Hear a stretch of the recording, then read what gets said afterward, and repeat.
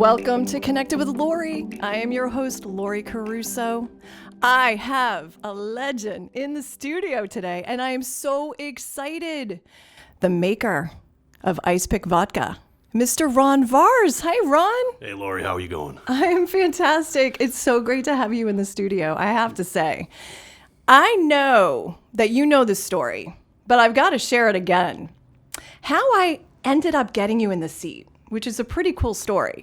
You bought me beers? I didn't buy you beers, thank goodness. But I realized Icepik Vodka made right here in Northampton, New Hampshire. Pretty exciting. I think so. Yeah, you think so? Yeah, it's pretty neat what we've been able to do. Yeah, for sure. So knowing Northampton, that you were here, not knowing it was you, and I started asking around, and how I got your name from my hair salon while I was sitting there in the chair, and the person next to me getting his haircut says, I know Ron, or I know Icepik, I can get you taken care of. So then I'm back and forth with your distributor, Carrie, trying to get on the calendar, so to speak, because you're so busy. And all I kept saying was, Ron, the maker, he's the guy. And I'm like, God, I cannot wait to meet this Ron. I don't pay him enough. Oh, wait, if you're watching, Carrie, yes, I do. Yes. So here I get the whole production crew there out on the location to check things out from your bottling and, everything that you have going on. I get out of the car and, oh my gosh, it's Ron Vars, the person I've known and worked with forever back in the 90s when we were at U.S. Cellular. It's only been 25 years. It's only been 25 years. It's amazing you could still recognize me. Right? Incredible. You're doing a good job. You are. Yes. Clean living. Clean living with vodka. Yeah. Is that what it is? I think that's what it is. So, Ron, tell me, seriously, working in the industry, telecom, back in the day, the 90s, selling phones for U.S. Cellular, how on earth did you make it into making vodka, distilling vodka? What happened? Where'd you go? Long and circuitous route, but it was really funny. It was like it had a farm up in the North Country, and my son and I would go up maple sugaring in the springtime, and it was far enough up that being busy and all, we couldn't get up there all the time to get the stuff into the pans and actually evaporate it. And after a few years, it would, we kept kicking the barrels over as they'd ferment. And at one point, I was like, wait a second, that's sugar. What could we possibly do with that?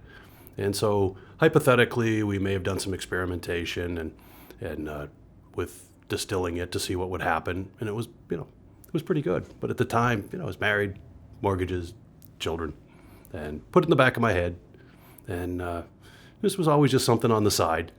And then about a number of years later, my partner Heather was working in the oncology department at the hospital, and we're sitting on a beach down in Vieques, and she looked at me and she goes, I hate my job. And I went, I got a crazy idea. So we drank some more rum, thought about it, and came back, put it on paper, and neither one of us having gone to the math is hard school, we said, well, this works. So she quit her job, took the next year, and traveled around to other distilleries to see how they were doing and what they did, and came back here, and we found a space here in Northampton, and said, well, let's just do this.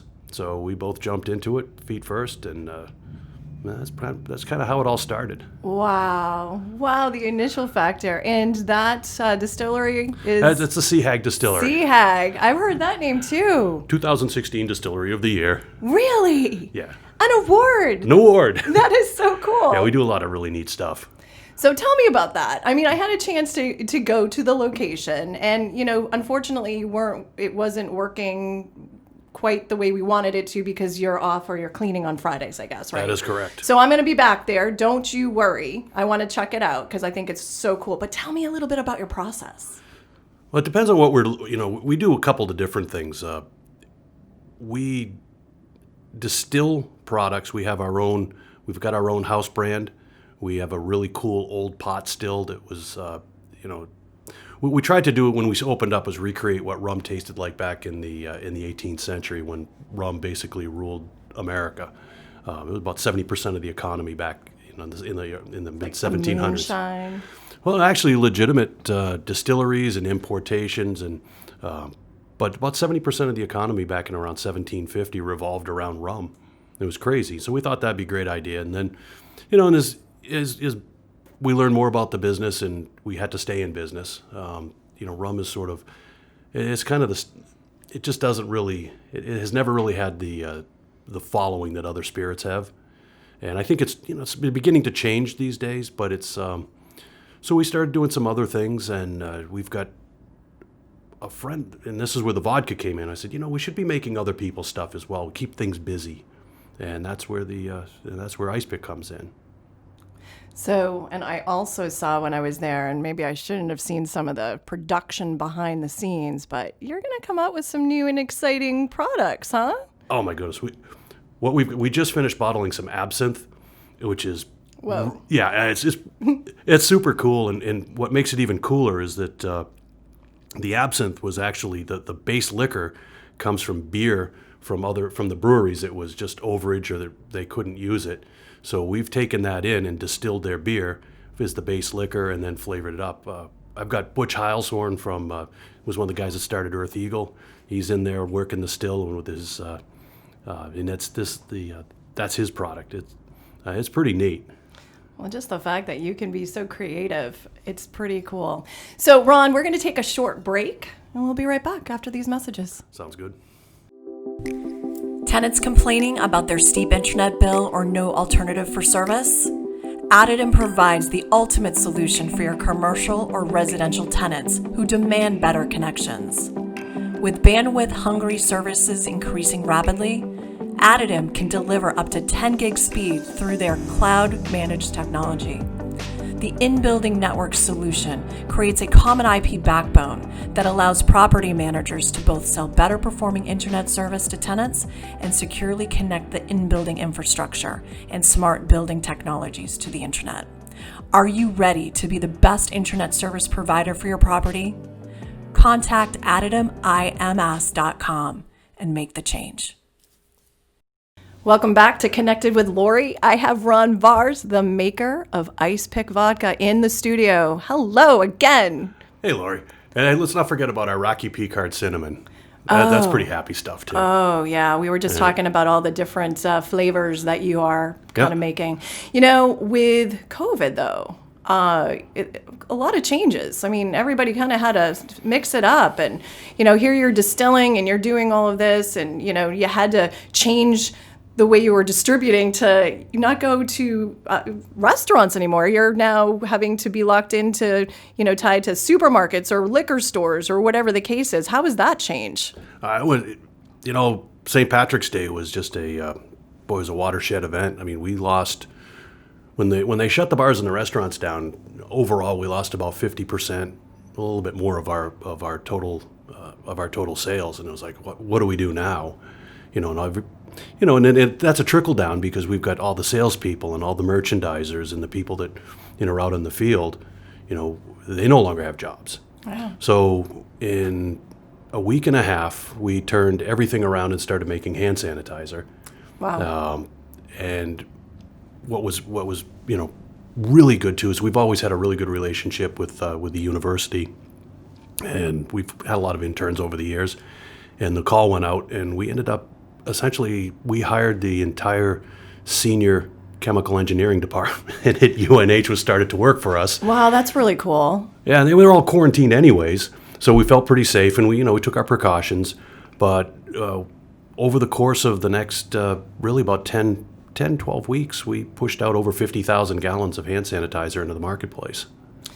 How did you change it up? I mean, how do you make hand sanitizer, if I can say it? There's some formulas online, and effectively what we were precluded initially because it's considered an over-the-counter drug, but they removed some of the regulations that allowed the distilleries to do it, and effectively what we did is we did to World Health Organization standard, but you start with 190 proof denatured alcohol, hydrogen peroxide, and glycerin. And you just have to get it in the right formulation. But fortunately for us, we had 22 chemical engineers working for us, and it became super easy, and we had a phenomenal run. And like I say, we put out close to 50,000 gallons of sanitizer. Did you stop then production when you were making the sanitizer Did you like shut down one? Well, there was no production to be had. There was just no business. Wow. The inventory levels were such that so we were essentially shut down. But just us doing that, we put all the college kids to work. We put our salespeople back to work. We put the distribution guys back to work. And so, that money flowed, and it was it made everybody feel pretty good. I still feel good about that. Yeah, you should. I mean, that's pretty impressive. And the fact that you could make it happen, and the fact also that you got involved with the school. I think that is really cool that you thought to reach out to UNH and say, hey, let's help each other. Yeah, it worked out really well for everybody. And now, we've got 5 of them that have stayed with us, and we're doing, and it's enabled us to take things to the next level. It's really it's been good in that regard. So how many people are you employing right now?